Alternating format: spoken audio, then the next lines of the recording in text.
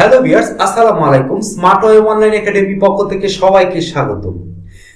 আজকে আমাদের class number 6, অর্থাৎ যারা ইতিমধ্যে 1 থেকে 5 নাম্বার পর্যন্ত শিখতে পেরেছেন বা কিছু স্টাডি করতে পেরেছেন বা কিছু সেন্টেন্স ক্রিয়েট করতে পেরেছেন, তারা অবশ্যই বুঝতে পেরেছেন যে আসলে আমি কতটুকু ভালো করেছি বা আমার স্কিলটা কতটুকু ইমপ্রুভ হয়েছে।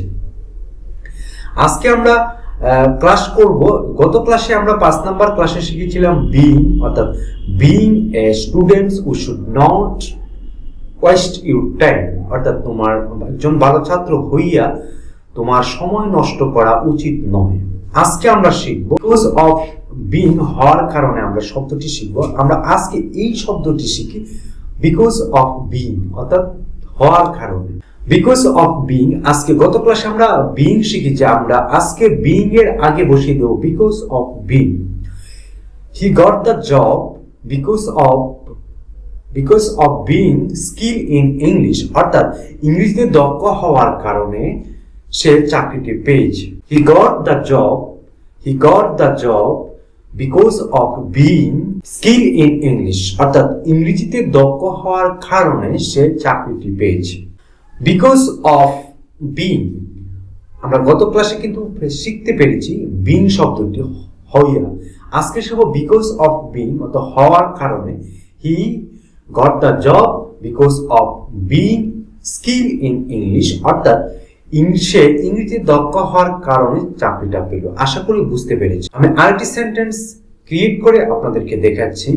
বিকজ অফ বিইং, অর্থাৎ আপনি লিখতে পারেন he could not go to office because of being sick অর্থ অসুস্থ। he could not go to office because of being sick, অর্থাৎ অসুস্থ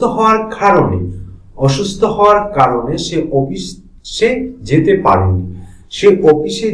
পারেনি। he could not go to office because of being sick। আশা করি বুঝতে পারেন। অর্থাৎ প্রথম সেন্টেন্সটি আপনি মুখস্থ করে ফেলুন এবং সেই সেন্টেন্স দিয়ে আপনি অন্য একটি বিকল্প সেন্টেন্স ক্রিয়েট করুন। আমি এখানে লিখেছি could not go to office, আপনি দিতে পারেন he could not go to school, college, shopkeeper, computer coaching centre, আপনি ইত্যাদি স্থানের নাম বসিয়ে আপনি সেন্টেন্সটি পুরোপুরি করতে পারেন। অর্থাৎ কি কারণে সে যেতে পারেন? অসুস্থ হওয়ার কারণে। he could not go to office because of being, আপনি শব্দটাকে পূর্ণাঙ্গ করে ফেলেছেন শিখ শব্দে। অর্থাৎ আপনি যে কারণে যেতে পারেনি সেই কারণটি আপনি বসিয়ে দিতে পারেন। Could not go to college, আমি কলেজ যেতে পারিনি। বিকজ অফ বিইং সিক, অসুস্থ হওয়ার কারণে আমি কলেজে যেতে পারি না। আপনি সেন্টেন্সটা নিজে লিখুন, লেখার পর আপনি প্র্যাকটিস করুন। আশা করি আপনারা অনেক কিছু শিখতে পারবেন। সো যারা ইতিমধ্যে আমার 5টি ভিডিও দেখেছেন তারা অবশ্যই আমার ভিউয়ার এবং বেস্ট স্টুডেন্ট, তাদের উদ্দেশ্যে আমি কিছু বলি।